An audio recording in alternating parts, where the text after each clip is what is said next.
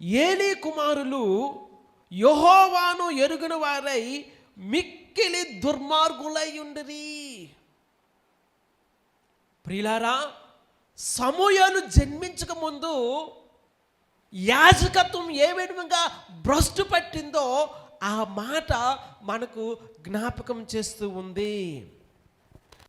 ఏలీ కుమారులు మిక్కిలి దుర్మార్గులై మాంసాపేక్ష కలవారై, ప్రియులారా, వారికి రావాల్సినటువంటి ఆ భాగానికి మించి ఎక్కువ ఆశించి ప్రజలను దుర్మార్గంలోనికి నడిపించడం మాత్రమే కాకుండా దేవుని ఎదుట మిక్కిలి చెడ్డగా వారు జీవిస్తూ ఉన్నారు.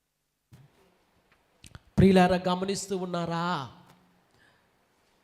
వారికి రావాల్సినటువంటి భాగాన్ని దేవుడు నిర్ణయించాడు.